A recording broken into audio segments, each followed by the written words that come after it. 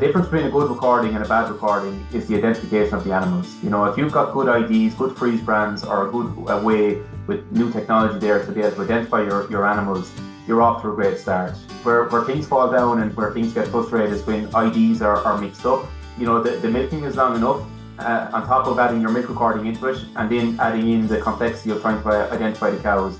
I'm joined this week by Leane, Technical Sales Manager with Progressive Genetics. Shane joined us to discuss the importance of milk recording, while also outlining how to ensure efficiency and accuracy throughout this process. Shane also discusses how to use the data to maximise the benefit to your herd. I started by asking Shane why farmers should milk record. Well, the first reason is, I suppose, there's an economic benefit, and we can clearly see that whenever we analyse data from herds that are recording versus herds that aren't recording, the trends are the same. There's roughly 50 to 60 kilos milk solids in the difference. And if you're to just use a very simple milk price, say, of €7 a kilo, that's about €350 per animal. On a 100 cow herd, that's 35,000. Now that's very simplistic, but it just shows the economic difference or the economic value that is there for milk recording. Now that doesn't just come straight away. That obviously comes through time in terms of intensive use of milk recording information, and also good control over somatic cell count and good breeding decisions as well. So there's a huge economic value, I would say, to anyone that isn't milk recording, and there's no better time to start now to try and record. But to break it down, there's many benefits. You've got the benefit from selective breeding. You can identify the animals that are performing in your herd, and that then will allow you to make better breeding decisions, which is becoming very important as I suppose nitrates and regulations restrict our numbers, and we want to breed from the best to have the best cows in our herd. Other situations in are your somatic cell count, and that probably is the most commonly used tool within milk recording is controlling SCC, and farmers are for many years using SCC controls through milk recording to manage their bull tank SCC. And also, it's more important now with selective glycotherapy to have a bank of information built up for your vet to be able to make better decisions towards the end of the year. So, there are strong, simple things that farmers can do that can make a huge difference to their bottom line. And where are the stats at, Shane, in terms of the percentage of herds that are milk recording now nationally? Nationally, the latest figures I have, I suppose, will be from 24. Roughly 60% of the herds nationally are recording, and that probably makes up about 70% of the cows. So we've came a long way, to be fair, from where we were in, say, 2015 or even after that. The last couple of years there has been a massive increase, and we've seen that in our own system. Like we've over 3,600 herds recording. So there has been a lot of growth there. So that has came in a couple of ways, I suppose. With the new regulations, vets are more. It's more conversation with farmers from the vets' perspective to build up this information for the data to make decisions for antibiotic usage, and also I suppose the cooperatives have incentivized in some capacity, whether it be through sustainability programs or whatever, to encourage farmers to record as well. But it definitely has came a long way from where we were. We're still nowhere near where we need to be from when we compare to our counterparts in the EU. There's a lot of buy-in there for milk recording for a long period of time, where they're hitting maybe 90% of their cows being recorded. So there still is a bit of room to go. Is there a certain number then of milk recordings that a farmer does need to complete? Like, say, taking your typical spring calving herd, how does that profile actually look in terms of the milk recordings required to ensure accuracy and good data? Yeah, so look at there's no restriction on the number of tests any herd can do. What we would say is a minimum of 4 tests, and that again, it all comes back to building up the reliability of the data and the accuracy and the predictions, to be able to draw a good conclusion at the end of the year, whether that be from a breeding perspective or whether that be from a SCC. And 4 really is the minimum. So for any herd, I would say do a minimum of 4. And then as the year progresses, if you have an issue with SCC or if you have an issue with the bull tank, I would say, contact the MROs and, try and get a recording in to try and firefight that situation to see what's actually going on. So, we have guys doing 4 tests as a standard, but then they would dip in and out and do an extra 1 or 2, depending on how the year goes and how cell count goes. And that's kind of the general rule of thumb in terms of what to do. So in terms of when they should do it, I would say, the early lactation is best. And what I mean by that is probably the end of February into March. So definitely before Paddy's Day, I'd be recommending people to get their first recording in. And that's for two reasons. The first reason is to get an indication on how the dry period went from SCC and selective dry cow therapy usage.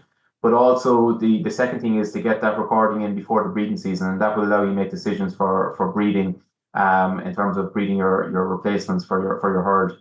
And then the next recording, I would say roughly in around May. Ideally, I say to people before silage, because what we have found in the past is the very minute silage season kicks in, farms get very busy, and yeah, the milk recording is pushed out as not as important as other jobs. So I would encourage people to do that recording before silage will kick off. And then you're looking at July, August, your third recording, and then another final recording at the before dry off, anywhere from October to November. So, when it's spread out like that, that gives you a nice understanding of the lactation curve as well. It gives you a nice understanding of how your cows are performing within the different seasons, whether it be the spring, the summer, and the back end of the year. So it gives a nice picture of where your cows are for the end of the year. That's a nice template, and as you said, there's no reason if there is an issue, an SEC issue or mastitis issue on the farm, that there's no issue. You can't go and book another recording and fit one in from a management perspective as well. Exactly, and we're very flexible on that as well. To be fair, we try to build capacity into the areas to allow us to be able to firefight them emergency situations as well. So yeah, definitely. You mentioned there in terms of the importance of time and of that first milk recording, and we kind of have a maximum of 60 days from the first cow calves to be fit to capture that data. It's maybe somewhere where farmers are falling down. It's a busy period, Shane. You know what I mean? Oh, I want to maybe try and get as many cows into the first milk recording as possible. And you do want to do that, but once you go over that 60-day period, I'm right in saying that you lose that dry cow, you lose that kind of dry cow period data, which is so important. Correct, yeah, and that's what we would always encourage farmers to record earlier.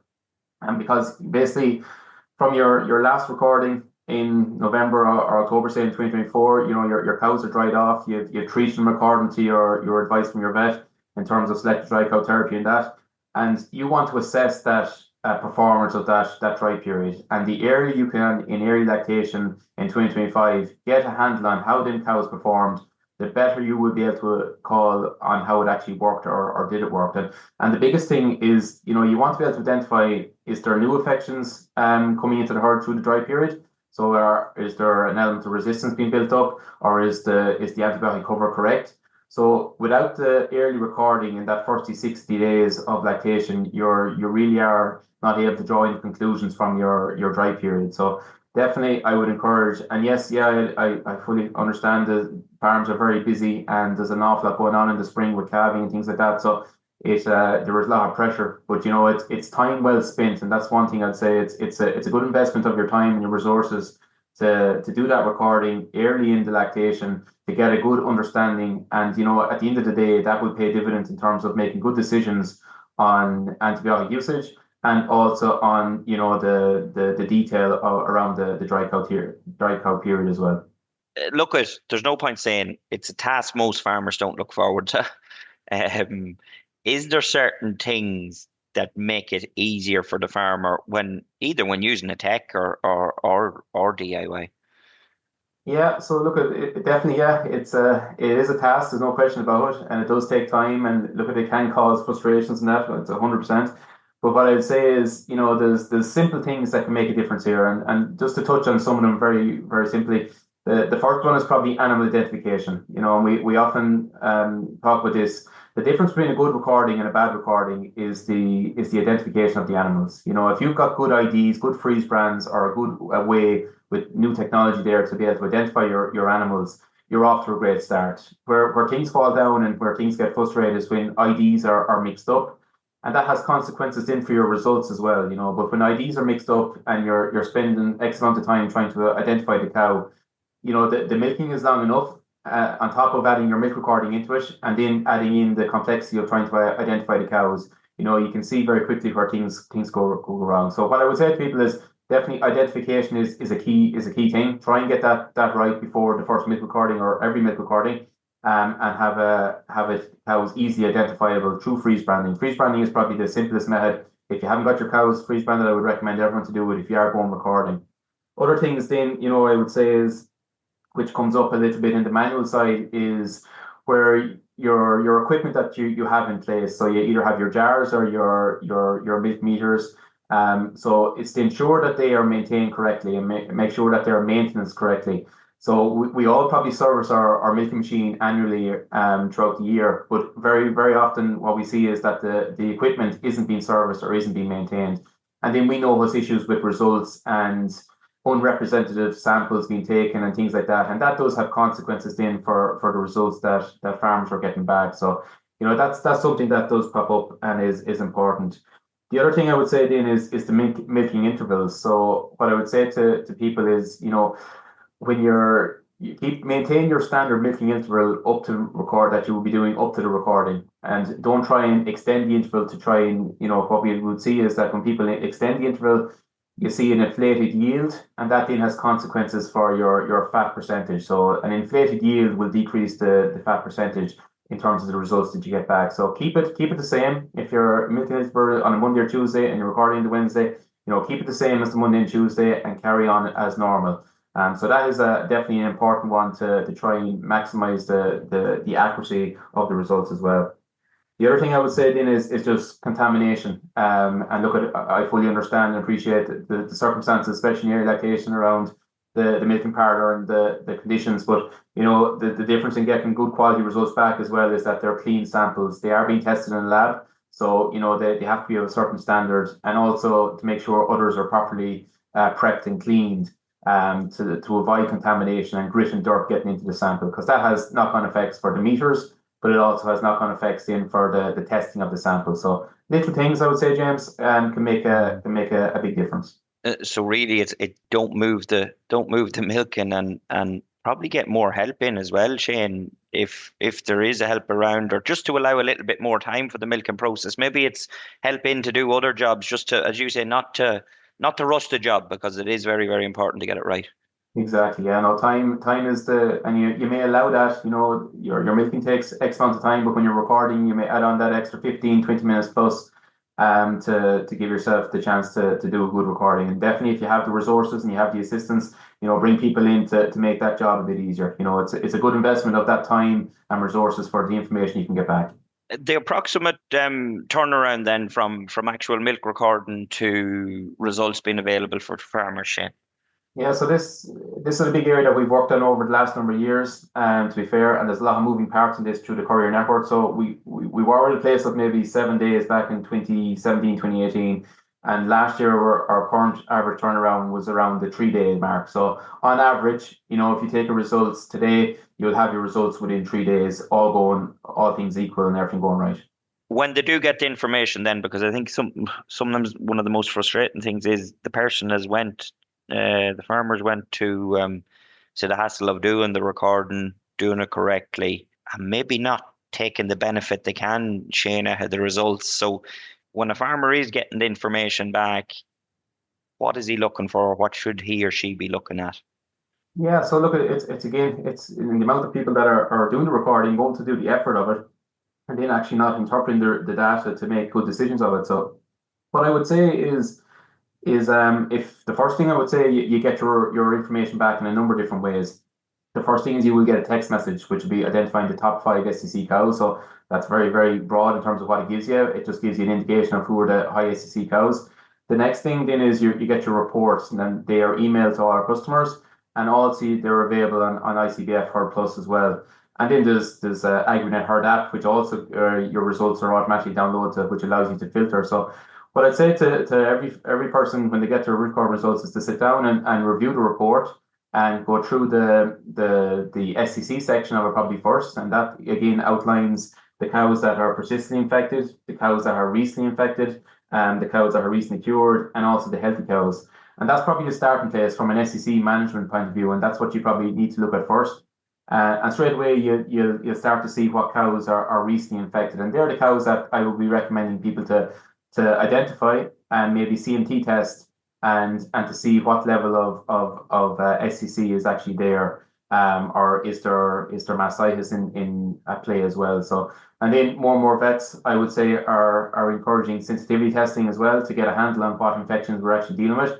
So they are probably your prime target group of animals, that recently infected animals, to see is there something going on. And the same for your persistently infected. You know, if you have a cow that's persistently infected throughout lactation, or even coming from the back end of the year, through the dry period, and still has an infection, you know, you really want to be weighing up that cow's performance and see what is actually going on here. Is the cow not curing to the antibiotics, or is that cow a potential option for culling at the end of the year? So, you know, there's multiple ways to look at it, but the important thing is to review the data. And if there's any questions about the data, I would say is to come back to the MROs or the Teagasc advisor or their local vet, and because they are well schooled on interpreting the data and going through the information, and to make better calls and get better use of the information. So that's the SCC, but the other side of the reports in is the actual performance and the lifetime performance of the animals, and how they're actually performing. And this is probably critical around breeding decisions, and it's critical, I suppose, in terms of identifying the best cows and the medium cows and then the poor performing cows. Because I suppose we're in a time now where we're trying to breed the best to create the best herds we possibly can going forward. And these reports really do give that information to be able to identify your best performing cows within the herd. And when it comes to that, selecting the cows, and that's obviously going to, that's a big piece, as you say, in terms of there's less cows being bred to dairy, ensuring that the best animals get the dairy straws. When it comes to genetics and milk recording results, Shane, do you see a high correlation maybe when you look at high EBI versus in terms of the kilos of milk solids output then within the herd? Is there a high correlation there between genetics and milk recording? Yeah, there is, to be fair, and that's, I suppose, how does that come about? It comes about through the data and through the milk recording information flowing through the evaluations and being able to steer us in that right direction, to be fair. But we would see it if we look at a herd of cows and we look at it from a milk recording, we identify the best cows to breed from, and then we look at the genetics of them animals. There's a very strong relationship in terms of we're identifying the same cows. And look, you will have your outliers, there's no question about it. But 9 times out of 10, you're identifying the same cows, whether you're looking at genetics or you're looking at the milk recording. So it's very highly correlated, I would say. And also it's the best way, I suppose, to identify your genetics that you want to breed from, to be able to drive on your genetics of your replacements. Because we know EBI is working. You know, we've seen it nationally, we've seen it individually in individual herds. We can see the trends over the last number of years. We can see it going in one direction. And farmers will tell you that as well. Farmers will tell you that their output is increasing, their fertility is getting better, and the overall performance of the herds are improving. So definitely the milk recording data is contributing to the genetic evaluations in all the data that's flowing through ICBF. So, you know, to critique your herd and to select your herd, you know, looking at your genetics will give you the ability to select them animals. I think a point you made there is, look, there's lots of reports and it can get, it's a busy time of year and it can get complicated. You're sieving through reports and you're wondering, you know, what should you be looking at, what you should you not be looking at maybe. The most important point there is if you're not sure, get the advice, as you say, let it be asking your vet in terms of milk quality or your advisor with regards your breeding decisions. It's to maybe ask those questions, Shane. Don't be afraid to put your hand up as such and say, look, can you have a look through these for me and give me the correct advice off the back of it? Exactly. Yeah, no, 100%. It's don't be afraid to reach out, whether to whoever is your advisor or contact. You know, they're used to looking at these reports. You know, we're looking at them every day. We're dealing with farmers every day on them. So we have a good understanding of what we need to look at. So I'd encourage everyone to reach out and, you know, contact the MROs or Teagasc advisors or your vets. Yeah, definitely. It's time well spent, I would say, in terms of interpreting the information correctly. Maybe one last point. Is there any new technology, we'll say, coming in this space? Yeah, so the GeneCells is one thing it's on the horizon. It's officially will be launched in April of this year. So basically, GeneCells is a revolutionary technology. Really, it's because of the position we're in with the NGP and the National Genotyping Program. It's applicable to herds that are fully genotyped. And basically, what GeneCells is, it can identify SCC of your herd through a single bull tank sample, by looking for the DNA that's in the milk tank. So if all your cows are genotyped and your cows are milked into your bull tank, you take a one single sample, and that then is analysed for the DNA of the cows, and it can correlate back to the SEC of the cows in the bull tank. So straight away, it can give you your top offending cows in the bull tank for SEC. So it's a new technology. It's a very interesting space, to be fair. And where I would see GenoCells really fitting in is that we discussed earlier about your 4+ milk recordings, and you're doing your 4 milk recordings as a standard, as I described.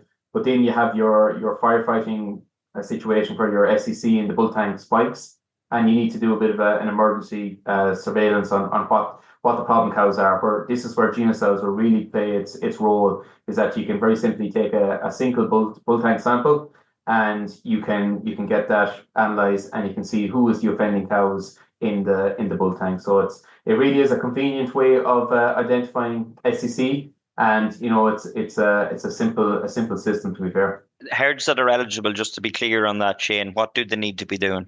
Herds that to be eligible for GenoCells, you have to be fully genotyped, and that's a very important point. You need all your cows genotyped that are contributing to that bull tank. And for example, if you have 100 cows and you only have 98 of them genotyped, that's where results will get messy, and that's where the accuracy of GenoCells will fall down. So what we do in them cases is that we have to get the farmer to record on the herd or an ICBF app, and basically it tells the app what cows are actually contributing to the tank. And if them 2 cows aren't genotypes, you need to record that on the app, and that basically helps the algorithms identify the cows that are present within the bull tank. So that's the most important part, I would say. The next step then is that it needs to be taken from a single bull tank. So if you have 1 milking in your bull tank, that's where we recommend to take your sample from. It's you lose the efficiency of the accuracy of the results when you have multiple milkings in 1 tank. So we encourage 1 milk tank to take your GenoCell sample. So the other thing, probably in terms of technology, and it's not new, but it's been there for a while, but it's pregnancy testing, and pregnancy is a very convenient way of identifying cows pregnant or not, and it's basically done through the milk samples as well. So you do your milk recording, and basically you request that you want your samples tested for pregnancy, and the results are automatically sent to you then when your results or when the samples are analysed. So it's again a convenient method of identifying cows. And where I see this as a real opportunity is early into the breeding season. Say you're 30-40 days into the breeding season, and you want to get a handle on what cows are holding and what cows are returning to heat. So basically, it's a good snapshot to see how you're getting on, what's actually going in calf, or is there any underlying issues, I suppose, to be aware of. Because what we find so often is that it's not the end of the breeding season or into August, September, we're doing our final check or our final scan, and it's too late then to react in a spring calving system, especially to cows that are empty or that. Where if you can go in that bit earlier, identify cows, you can potentially get them brought back into the breeding season, get them bred, and you end up with a better fertility at the end of the year. And at what point, Shane, in pregnancy can you accurately predict in calf or not? Yeah, so from day 28 with the pregnancy test, so 28 days post insemination is the ideal or the minimum time to identify the cow, whether the cow is in calf or not. So 28 days. Look, Shane, I think we'll leave it at that. We've covered off an awful lot, some of the do's and don'ts, maybe to make life a little bit easier in terms of recording, and also in terms of making sure that farmers make best use of the results. So it's a very, very important management tool, and we'd obviously encourage all farmers to maximise their use of that. So thanks for your time, Shane. Much appreciated. Thanks, James. If you have any questions about this week's episode or have suggested topics you'd like discussed, you can please send them to us at the following email address: dairyedge.podcast@teagasc.ie. Don't forget to rate, review and subscribe to the podcast. You can listen on Apple, Spotify or wherever you get your podcasts. And for more information, go to the Teagasc website at teagasc.ie. I'm James Dunne, and join us next time for your Dairy Edge.